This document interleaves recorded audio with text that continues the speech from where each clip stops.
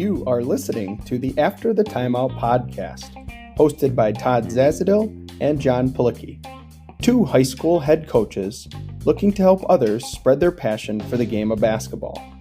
Tune in for episodes about anything basketball related, on the court, off the court, and anything in between.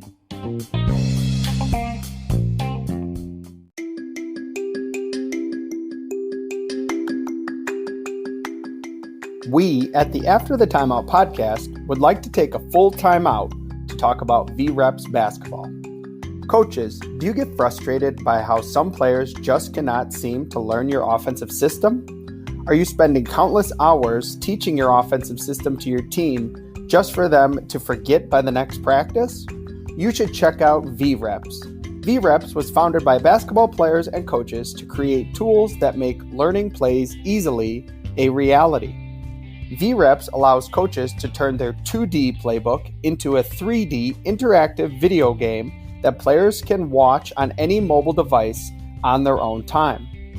Don't just have players watch film, have them live it and control the players so that they have a better, more efficient learning experience. It's free to try. Go to vreps.us to sign up today.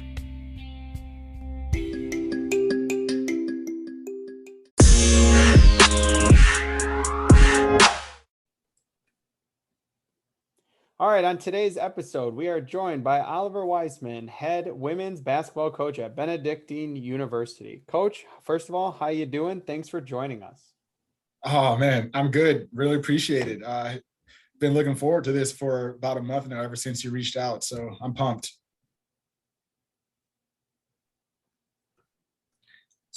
All right, so we like to go with an opening tip question. You're about to be a new head coach, all right?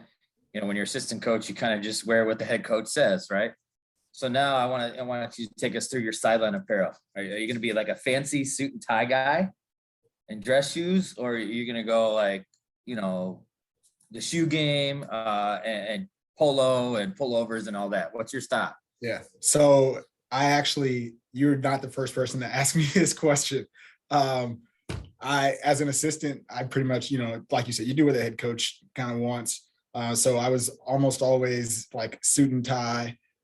Most head coaches I had didn't necessarily require the suit jacket, but you know, if you're going to wear the pants and the shoes, you might as well throw a jacket on too. So I think I know for sure that I'll have some of that in there, but I'm excited to be able to mix it up a little bit. I've had like quite a few pair of Nikes and like Jordans that have been sitting in my closet for a few years.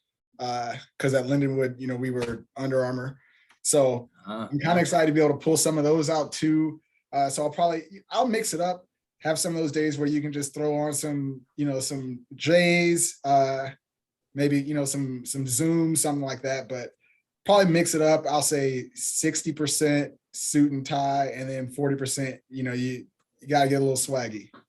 Well, it's hard to go back too after last year, right? When everything was very casual. You could wear the shoes, you could wear the pullovers. It's hard to go back to suit and tie, you know. I think a lot of coaches kind of got a taste of that, and they're like, this is the way to do it. You know, I want to get up and run on the sideline. I can't do that when I'm hindered with dress pants. So I think a lot of coaches kind of got a taste of that, and they're going to want to stick with it.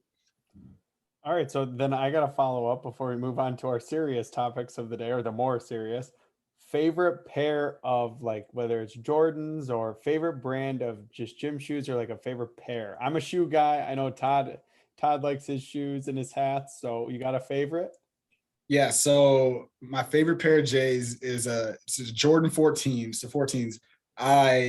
When I was in college, we had an open gym or a practice, I can't remember, one day, and I left my shoes. I don't know why they weren't in the locker room to begin with, but I left my shoes in my dorm, and I was wearing a pair of 14s.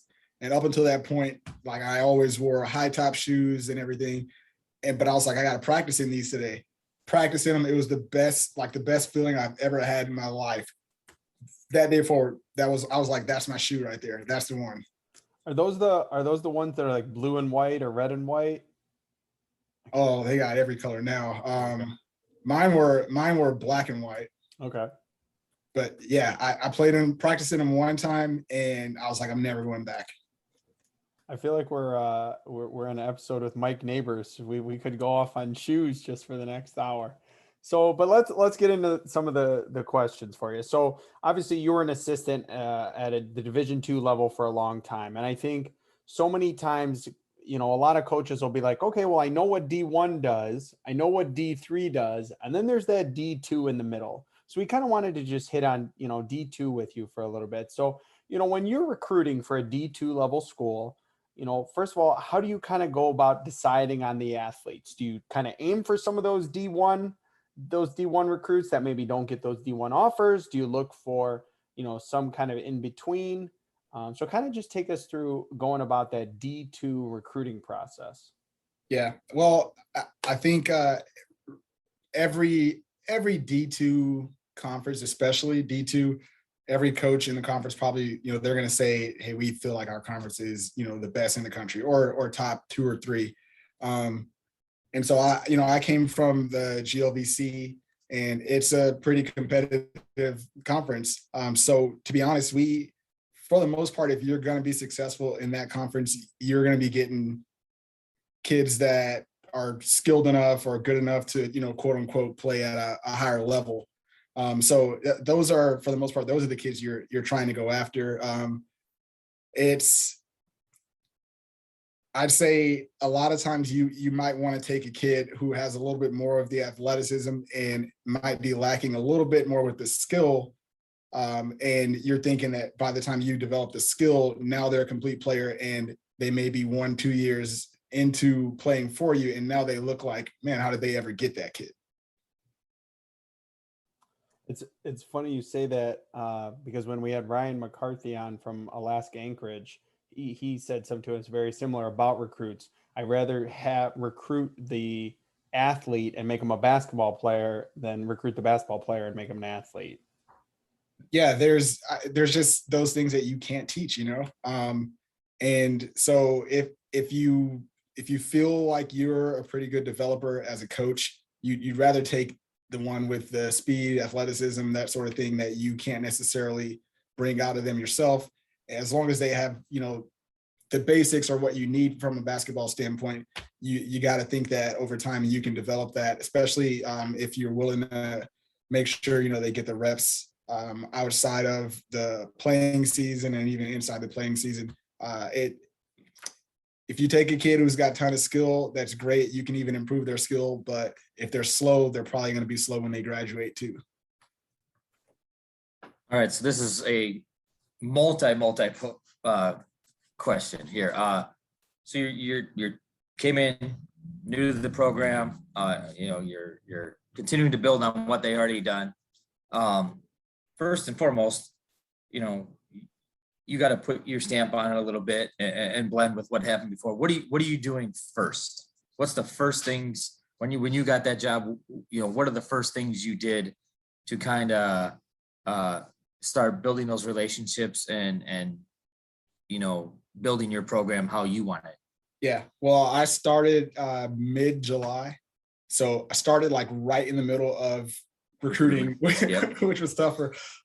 But I always kind of knew no matter what time of year I started, the first thing I wanted to do was like talk to the players. So we had our initial kind of team Zoom where everyone was on it. But then from that point on, the next, 10 days or so, we had 24 on the roster. So the next 10 days or so, all I did was FaceTime with individual players to get to know them and kind of get a feel for what their experience has been over the last few years, what they, are expecting going forward and that sort of thing. But that was number one, is talking to them to get their perspective, but also, like you said, start to develop those relationships and get to know them as people and know kind of what things they like, dislike, how they like to be coached, all that sort of stuff. So that was, like I said, the first week and a half or so. That's all I did really.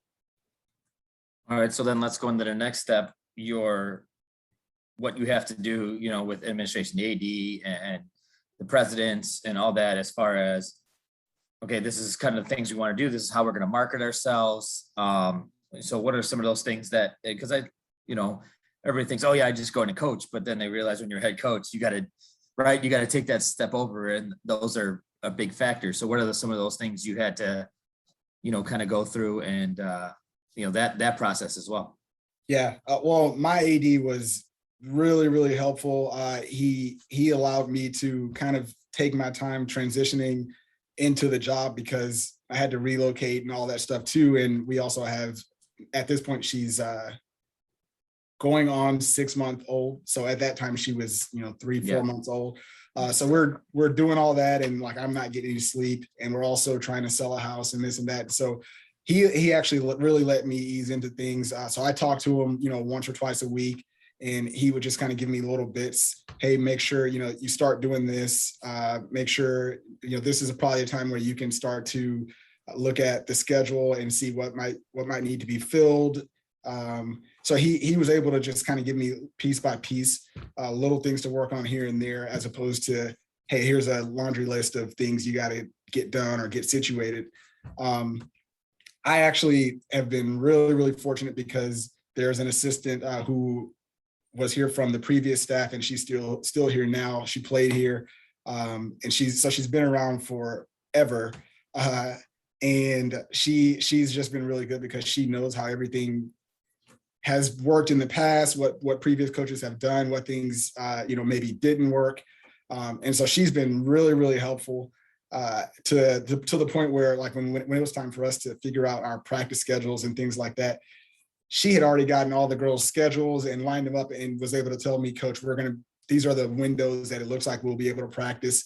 So honestly, I just have been fortunate enough that there were people, already in place that were really helpful when it came to all of the administrative things and setting things up, where to the point where I didn't have to worry probably as much about those types of things as a lot of coaches do, where I could spend, a couple of days just thinking about basketball or just thinking about the recruiting and stuff like that.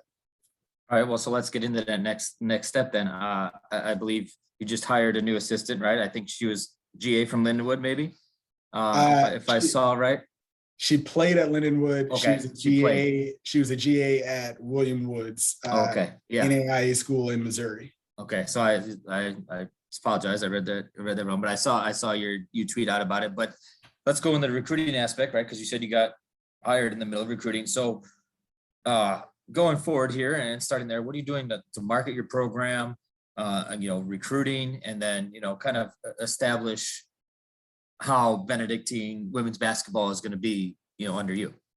Yeah. Well, when it comes to kind of marketing us, I don't want to put forth anything that is a facade, so to speak. So I don't necessarily like to think of it as marketing, because it almost comes across as like you're trying to sell something.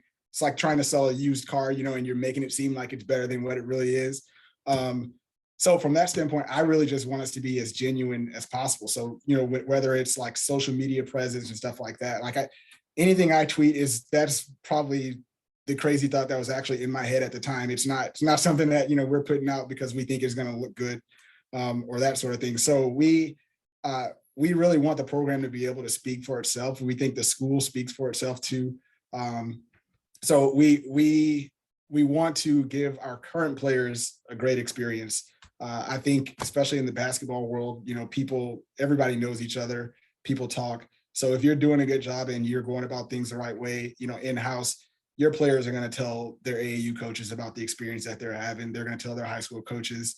They have other friends that may still be in high school, and, word will kind of get out that way. And so, our jobs really, when it comes to marketing, is to just be as genuine as we can be, so that anybody that we are recruiting has the same experience talking to us in person that they have, following us on social media.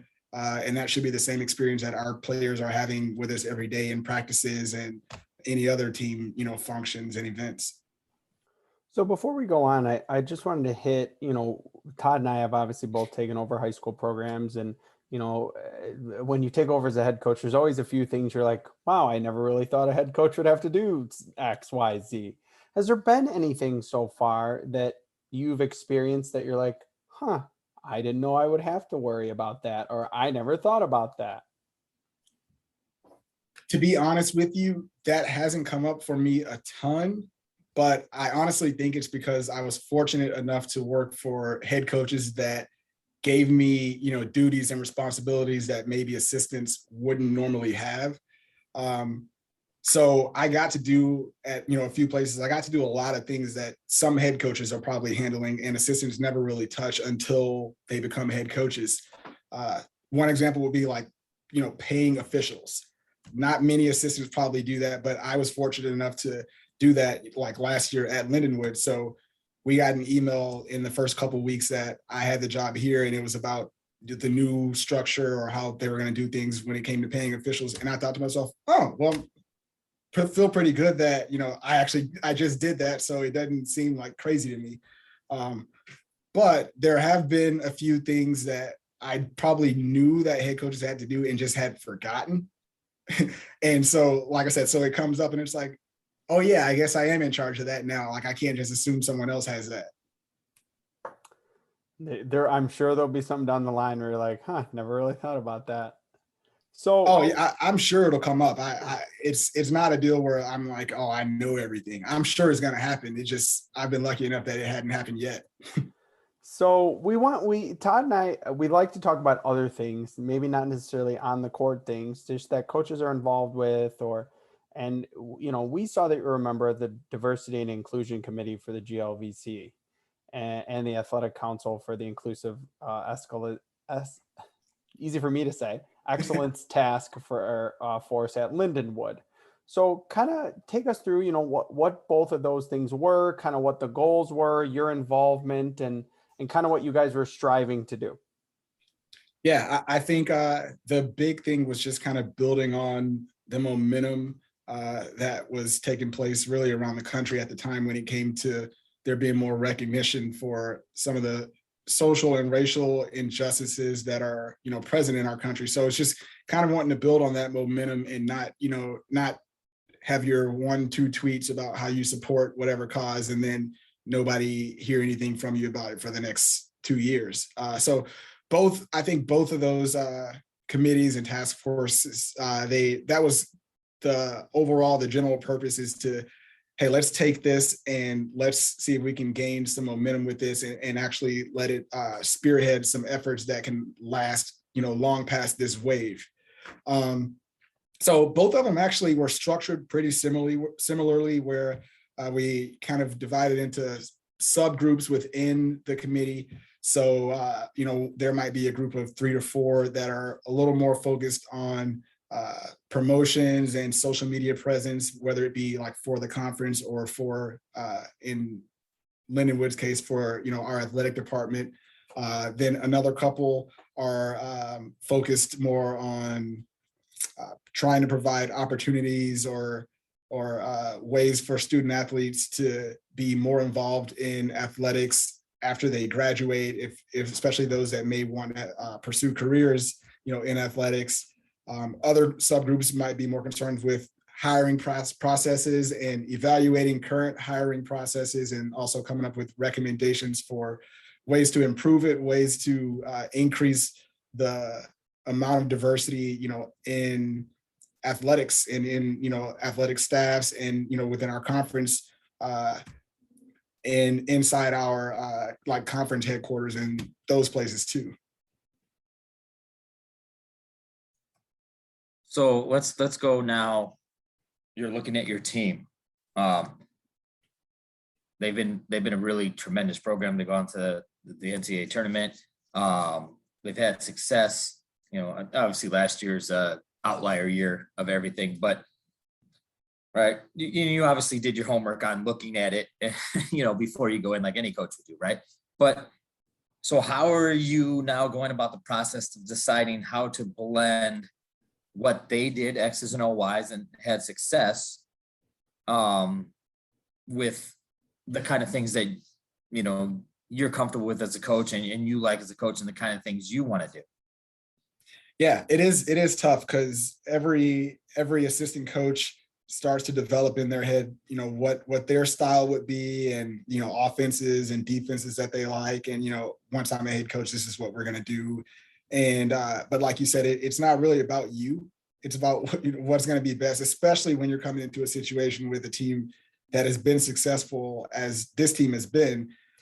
You'd be really foolish to come in and scrap everything they've done just because it's the way, you want to do things.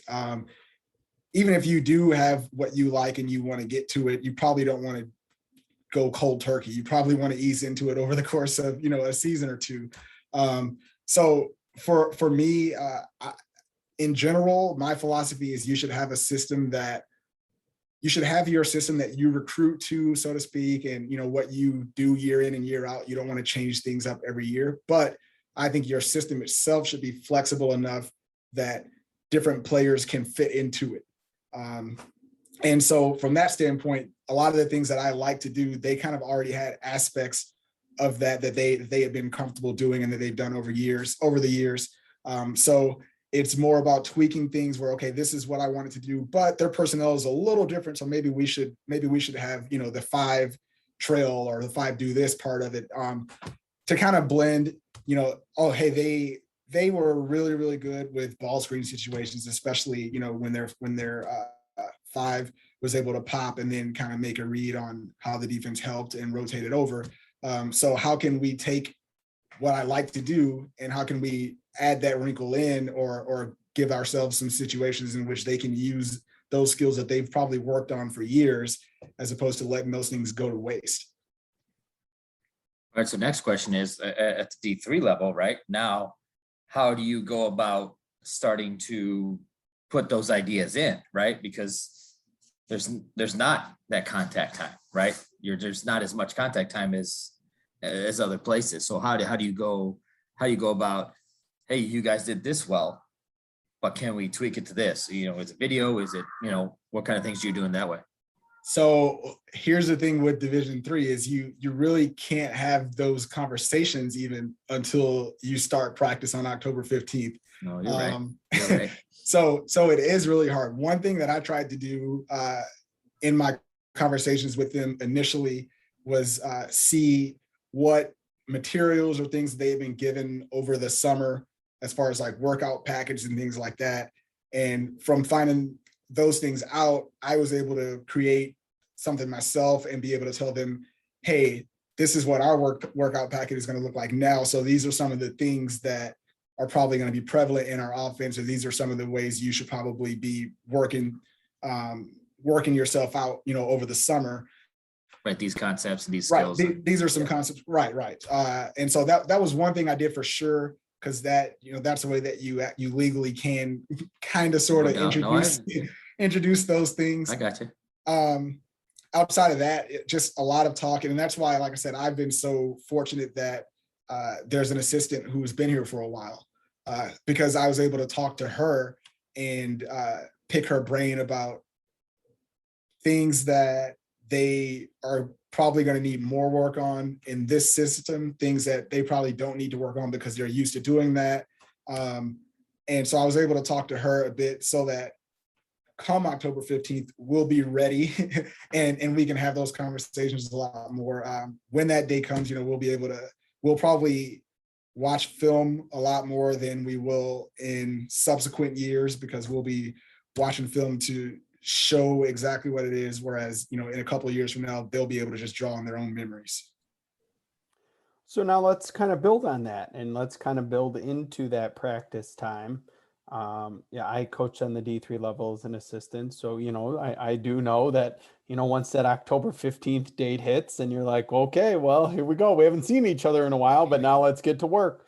So kind of take us through a typical practice for you. Obviously, your first, second practice is a little different, or, towards NCAA tournament time's a little different, but, take us through kind of your format, maybe how your practices might be a little different on October 17th than they would be on February 5th. Just kind of take us through your practice.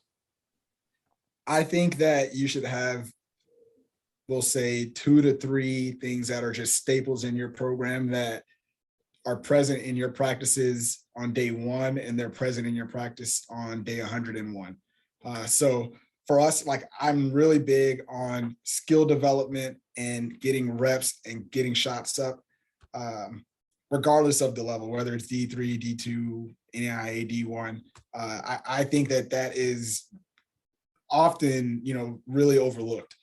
So for us, like, we'll start just about every practice with 20 to 30 minutes of position development, skill work. It's you and your position coach, and other players that are of the same position, but it's getting reps up, it's getting shots up, 20 to 30 minutes. And ideally we're doing that, like I said, from the first day of practice all the way through the year. Even once we get into the meat of our conference schedule and we're playing multiple times a week, every practice we need to do that.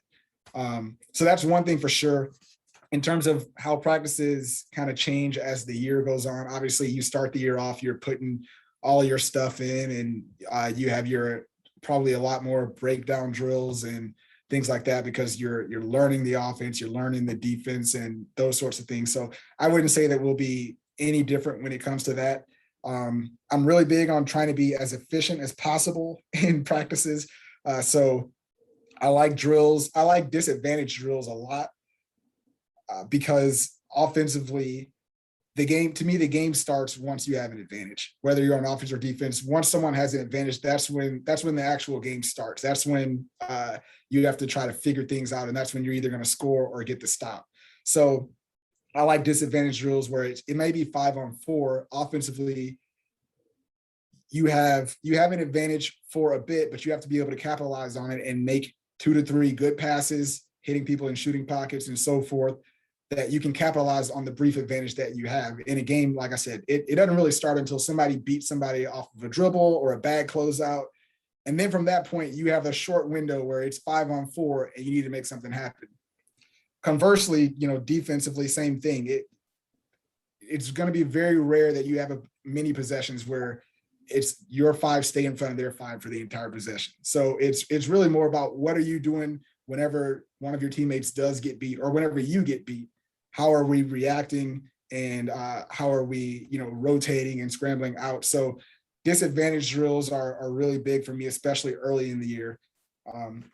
As we get further along and we're playing a lot more frequently, I am really big on situational basketball. And so we'll incorporate late shot clocks and after timeouts and end of quarters, 2-for-1, stuff like that. We'll incorporate that a lot more into practices. And like I said, I like to be as efficient as possible. So let's say we're working on like our transition defense.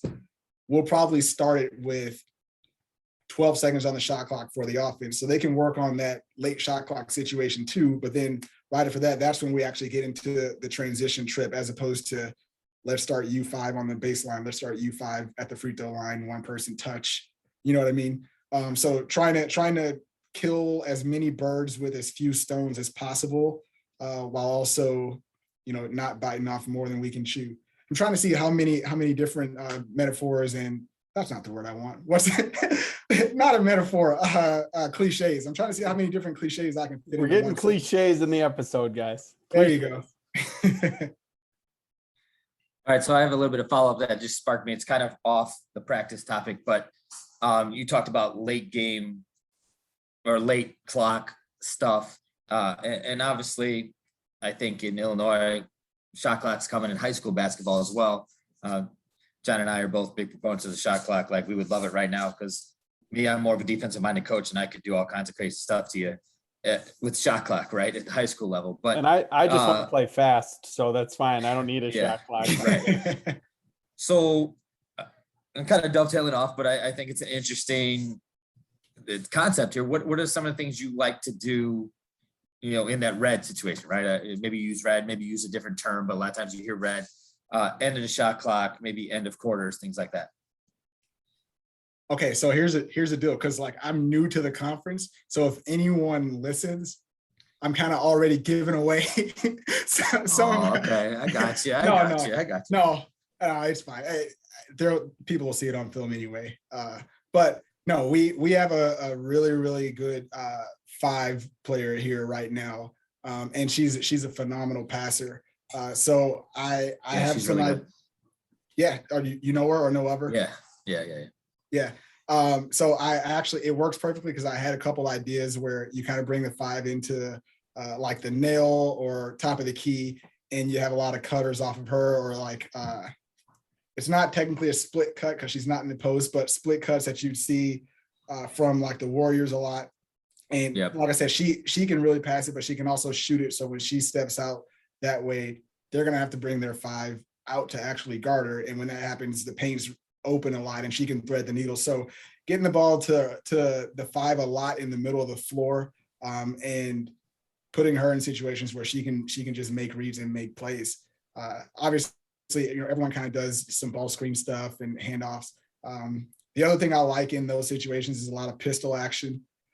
Just because it gives you there's a lot of reads that your girls can make that it's not as predictable for defense because you can keep the hand off, you can fake flare it, all that sort of stuff. So a lot of pistol actions too. Did I give away enough? It just wait, because when the episode's over, I'm going to tell you all about some of your players because I coached against multiple of them. So we'll have conversation. Oh, let's go, please. So let's get into league play. I coached at Dominican, so I coached in the conference. I know what that conference is like. It's a war every night. And at times, you may play the same conference opponent more than once in a home and home. So let's go into the adjustments you make in scouting from one game to the next. And do you ever think about maybe keeping something in your back pocket for game 2, or maybe building on something you did in game 1 to game 2, or do you just do the same thing no matter what? Kind of take us through that playing somebody twice, the scouting and the prepping. So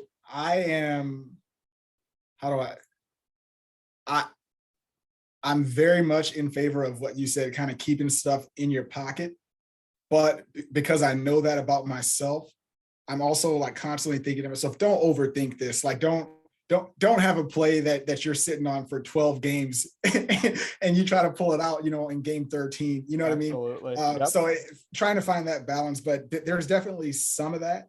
I would say like from, one game to the next, especially when it comes to us defensively, we probably won't spend as much time focused on the other team's offense. Just because of what we want to do defensively, I think it shouldn't matter too much what they're trying to do offensively if we do our stuff the way we should. There's obviously the personnel piece where, if we didn't think this kid was a shooter and then she lit us up and hit 4 threes, then we'll probably adjust a bit come game 2. But when it comes to, what we're doing X's and O's wise on the defensive end, ideally we don't have to adjust too much from game to game. I really enjoy watching film and breaking things down and, having those X's and O's and things like that offensively. So I'm definitely one to pay attention to how they guarded a couple actions the first time around, and we will tweak those, and we might tweak it just for this specific game, where, we're going to flare this instead of curling it or those sorts of things. So that'll definitely happen from game to game. And there will be, like you said, those times when we have some things that we're really excited about and we think it's going to work, but it's like, if we can try not to use it now, let's try not to use it because we like it so much that maybe we can save it for when we really need it. All right, so let's dig into the scouting aspect a little more. You just kind of touched on it, but what are your core, I guess, values, for lack of a better term, in your scouting? Like at the high school level, I kind of always look at it if I'm going to take away a player's strength, right? Because there's maybe one or two on a normal team. There's one or two players that are really good at something. Okay, can I take that away and disrupt? Or is it more X's and O's for you? Kind of a combination of both. I'm more of a scouting guy. You can talk to John and know, like, we're kind of both in that same boat, but I like to figure out people's stuff and take it away. So what is your core values in the scouting process? We're nerds. It's okay. You can say we're film nerds. It's okay. We are. That's the best kind of nerd to be, though. I would say, like I said, defensively, we don't want to have to change too much. So we Hmm. Defensively, we want to, as best we can, stick to what we do, unless we really see like, hey, maybe it's not typical of us to blitz or trap ball screens, but it's just really obvious that they have a player who doesn't handle it really well. Then sure, we'll go ahead and make that adjustment. But defensively, honestly, we really want to try to stick to what we're doing, where we're setting the tempo and we know what's going to be open because that's what we're giving you. Offensively, though, I would say our focus is definitely on seeing where they're weak in terms of maybe who their weaker defenders are, or who they like to help off of, where they like to double from, those sorts of things, and then making those small adjustments, like I said, from game to game. So in our offense, there are a number of situations where you can read, hey, I really think this girl can't take me in the post. I know I'm not our center, but I think I have an advantage here. And that's something that we can talk about throughout the scouting process, that, hey, they typically are going to start a smaller lineup. She's not a great post defender. She gets really handsy, whatever. You need to pay attention to those opportunities, because when you're on this side here, you should be looking to see if you can duck in or dive down to the post. And so we'll do some of those things, especially offensively. I think that's where we'll make the most adjustments, based on scout. All right. So my follow-up to that is technology, right? We have so many things. We have synergy. We have all these things. So in your mind, how has technology maybe helped the scouting process and maybe hurt a little bit? Because I don't think there's not much secrets anymore. Yeah, that's the thing, is there's no secret. So it's helped tremendously. I think it's helped the most because of how efficient you can be, and how many things you can cover in a short amount of time from watching film or just getting film. It used to be where you had to have someone from your staff go meet someone to grab a DVD. And so from a time standpoint, and they give you a game that's not so great, and yeah, and then you show up at the game and you're like, I didn't see this. Yeah. Yep. Or you had to send someone, to go watch a game, and they're trying to scribble stuff down and write. And so you don't have to do that. You can be a lot more efficient with your time, where you can spend more time actually watching the film and not spend, half the time getting the film or breaking it down. But like you said, on the flip side, there's no secrets. So it's hurt, depending on how you look at it, it's hurt some things, because if a coach or a team is really, really in tune to scouting reports and they really watch film, you're probably not going to surprise them unless you're also good enough at putting stuff in, day in and day out, or adding new things every couple days. You can't, we've played teams where I felt like the other team was calling out the play before we even called it. So it really takes film can really take that aspect out of it, where you can't surprise a team unless you are really devoting a lot of your practice time to trying to surprise that team.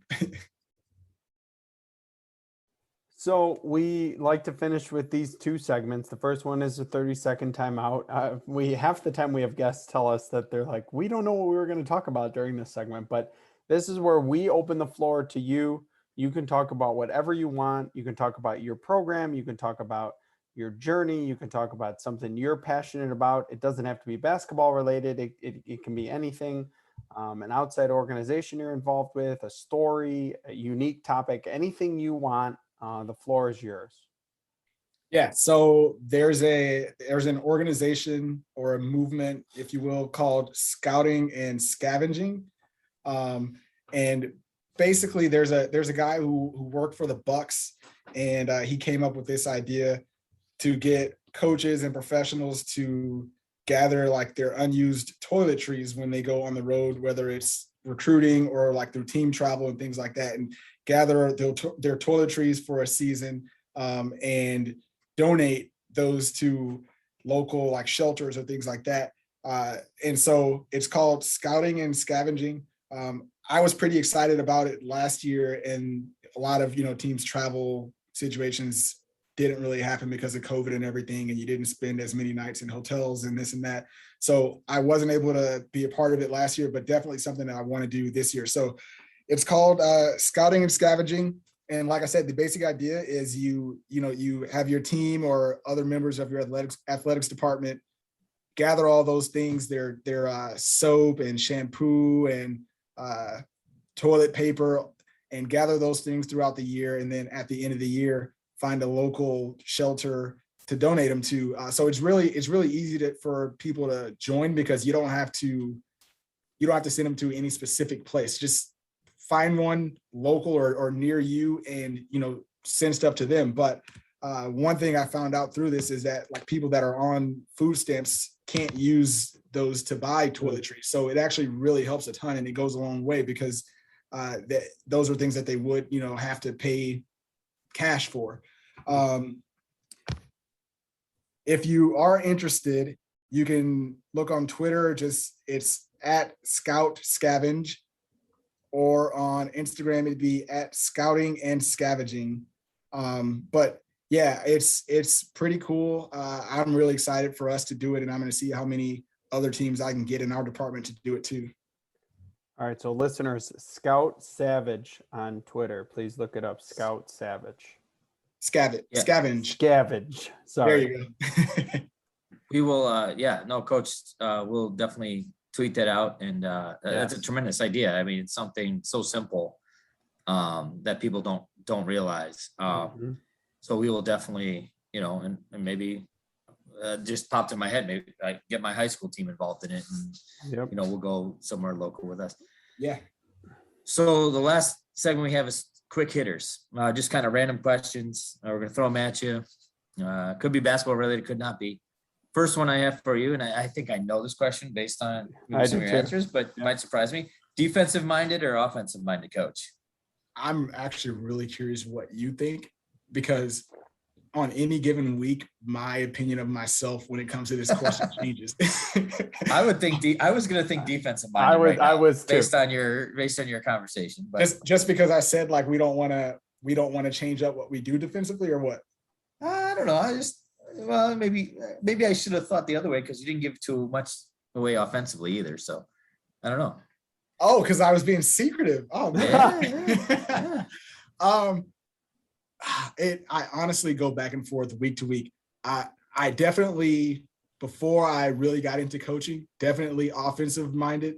But then I guess I've come across, some teams that defensively it was like, we felt like we have to throw out our entire offensive playbook because of what they're doing. And so that's really kind of resonated with me. I know I'm probably not allowed to say like 50-50. So I'll tell you what I'm feeling today. And so today, I think I'm a little more defensive minded today. So I'll give you that one. That's it. Yeah. Well, Palicki will tell you I'm more defensive minded, but then when I go to high school stuff, I end up more offensive minded, right, Palicki? You do. Todd will sell himself short on the offense. He is a good offensive mind. Don't tell him I said that. He'll get a big head. So we got a fun one. Would you rather phone call or text with someone? Are we talking like with a recruit or just with any? Could be anyone. Just in general, like talk on the phone or text. FaceTime. So that would be considered talking. Okay, but no, FaceTime. That was one I did not think of. All right. Yeah. All right, we're going personnel here. Tall team, bigs, or a fast team. You got to pick one. Now, this is the one you probably would have been able to guess from my answers for sure, but I would go with the athleticism. I think the height is only good if it's height combined with something else. Like if you're tall and a good shooter, that's when, it's really cool. Or if you're tall and you're pretty athletic, then it really works. But if you're just tall and don't really have anything else, it doesn't really matter. It's true. All right, we got winter or summer weather. Born and raised in Houston, Texas, summer all the time. I was going to say. Once he said Houston, that was the answer. Yep, summer all right. So if you had to choose, you're going to sing in front of people or dance in front of people? I'm terrible at both. But Well, so are both of us, so we're fine. I'm terrible at both, but I think I'm more likely to do karaoke than I would be to like just get up and dance. So I'm gonna go with sing. All right, if you're going with karaoke, then what are you going with? Ooh, for a long time, it was like Hootie and the Blowfish. Ooh, that's good. Yeah, you can do that. I like that. All right. So off of, this could be sports related, it could be not, but a sneaky talent or skill that you have that people would not necessarily know. So it's probably neither a talent nor a skill. You can decide. But it actually kind of goes into what we just talked about. I know way more music than people ever think. From like many eras, many genres. If we are riding in a car and you play it, I'm going to say there's probably an 80-85% chance that I know most of the words to the song. Well, Todd will tell you, I am a huge music person, so I'm in for that. I love all kinds of music, and I play it as loud as humanly possible. So I can usually sing all the words. I just can't name the band all the time, but I can sing all the words. Okay, and that's the other thing too, is like I can do that, and I can pretty often like tell you what year like the song or the album came out too. I have no clue why. I used to like, my dad would take me to school sometimes and he would do that, and he'd be like, oh, I think I was in 6th grade, that was probably about 1972, and look it up on your phone or something and you're like 73, you're pretty close. Yeah. For whatever reason, I inherited a little bit of that, and I can do that like better than a lot of people too. All right, so I added one as we were thinking here. Best game you've ever been involved in, whether playing, coaching, whatever it is. Maybe even saw it. Best game you've ever been involved in. Oh, okay. What year was this? This was only about, I'm going to say about 4 years ago. It was Wash U's women's basketball team. They were playing in I think it might have been the conference championship game. It was either that or it was like first round of the NCAA tournament or something like that. But they were down about 15 points with about 2 minutes left. And I was there in person, and I watched them come back and send the game into overtime and win the game. And they were down about 15 points with 2 minutes left. And I was freaking out. That's good. Coach, we can't thank you enough. I have to get a gratuitous plug here. My wife went to Benedictine. She's a Hall of Famer. So hopefully we can get into free games. Julie Robinson, now Zazadil. So okay, hold on. I'm gonna write this. I gotta write this down. Julie Robinson, yeah. She is in the Hall of Fame. She is in the Hall of Fame. So that's why I'm so in tune to Benedictine. I coached baseball there for a little bit, played there. But we can't thank you enough. It was so awesome. This is an awesome conversation. We appreciate it so much. It's definitely a local team for our followers to follow, because you guys are a good squad, and they are. Thank you so much for joining us. Oh man, thank you. Like I said, I'm honored. When you reached out, I told you, like, I went and immediately started listening to. I think in the first 2 or 3 days, I listened to about 12 of them. So, and like, it's awesome. Like, you're like in my Spotify thing now, where I just hit the search button and like you're there. So to be on it is great. So I appreciate it, man. We appreciate it, Coach. Thank you.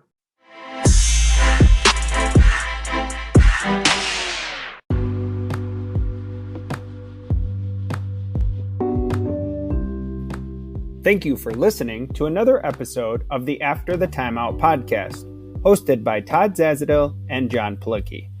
For more show content and upcoming episodes, follow us on Twitter at After the Timeout, or subscribe to our podcast for upcoming episodes. For show inquiries, you can email us at afterthetimeout@gmail.com. You can find all of our previous episodes on Anchor, Spotify, Breaker, Radio Public, Pocket Cast, Google Podcast, and Apple Podcast by searching After the Timeout. We appreciate you listening. Tune in next time for more basketball content on the court, off the court, and anything in between.